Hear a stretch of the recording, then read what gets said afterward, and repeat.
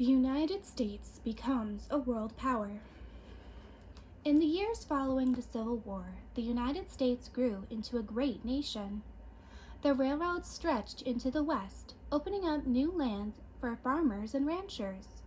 Immigrants by the thousands took up jobs in the steel mills, textile mills, and factories. The United States became rich by selling manufactured goods, steel, wheat, cotton, and 1,000 other things to nations around the world. Toward the end of the 1890s, the United States was ready to become a world power. Its great wealth and industry made it strong in the world of business. Inventions such as John Ericsson's ironclad warship Monitor had also helped the United States to become a strong military power. Ericsson had invented the Monitor during the Civil War. In the years that followed, the United States had steadily built up a fleet of powerful, modern warships. The United States Navy helped protect American interests around the world. For many years, the United States government had watched with growing alarm the actions of Spain toward its last large colony in the New World, Cuba. For many years, Cuban patriots had tried to win their island's independence from Spain. The Spanish government refused to give up its profitable colony. The Cuban revolutionaries were not strong enough to defeat the Spanish soldiers, but Spain was not strong enough to defeat the Cuban revolutionaries either. Year after year, the fighting continued. The United States government tried to get Spain to grant Cuban independence, but had no success. Relations between the two countries got worse. Then several U.S. newspapers began publishing sensational articles about Spanish cruelty toward Cuban and American citizens. Most of these stories were untrue, but they enraged Americans. President William McKinley wanted to avoid an expensive and bloody war with Spain, and so did most members of Congress. But it was clear that something had to be done. On January 25, 1898, the United States battleship Maine steamed into the harbor of Havana, Cuba. Its mission was to protect the Americans in Cuba.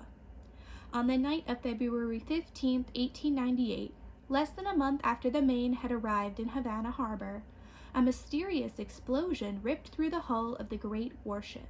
The ship sank, killing 260 officers and crewmen. Most Americans believed that Spain was responsible for the explosion. The Navy investigated the sinking of the Maine. It decided that the Maine had been sunk by an underwater bomb, but could not show that Spain was responsible. But newspaper headlines across the country declared that Spanish agents had sunk the battleship. "Remember the Maine" became a battle cry, and many Americans demanded war with Spain. On April 25th, the United States declared war on Spain. The war lasted only 113 days, and the first important battle was fought not in Cuba, but in Spain's colony in the Pacific, the Philippines. On May 1st, an American fleet commanded by Commodore George Dewey sailed into the harbor at Manila, the capital of the Philippines, and prepared to fight the Spanish fleet anchored there. When the U.S. squadron came close enough to the Spanish ships, Dewey gave the order to the captain of his flagship, "You may fire when you are ready, Gridley." In 7 hours, the Spanish fleet was destroyed, and Dewey had not lost a single man in the battle. This victory was brought about in part because of the efforts of the Assistant Secretary of the Navy, Theodore Roosevelt. He had seen trouble coming and had ordered the Pacific Squadron to be ready to fight. But by the time Commodore Dewey had sailed into Manila Bay, Teddy Roosevelt had already resigned from the government.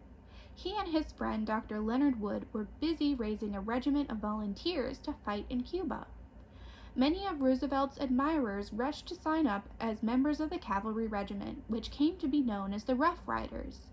They were backwoods men from Maine, cowboys from the West, college boys from Harvard, and many others. They trained in Texas, moved on to Florida, and then shipped out to Cuba. In July 1898, Theodore Roosevelt and the Rough Riders played an important part in the Battle of San Juan Hill and the capture of the important city of Santiago. By the time Roosevelt got back to New York City, he was a national hero. In December, Spain signed a peace treaty with the United States, and the Spanish-American War was over. Cuba was granted its independence.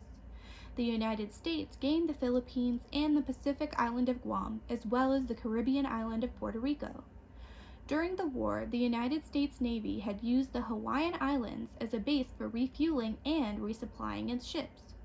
Hawaii's importance to the Navy helped convince Congress to vote to annex Hawaii and make it part of the United States. In July of 1898, 2 months after Commodore Dewey's victory at Manila, Congress annexed Hawaii. It became a territory in 1900.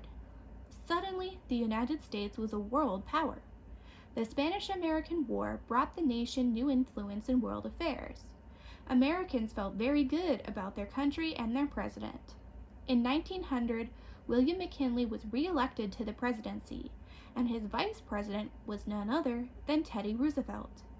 Then, on September 6, 1901, President McKinley was shot by an assassin. When McKinley died 8 days later, Theodore Roosevelt became the nation's 25th president. He was 42 years old, the youngest president ever to enter the White House.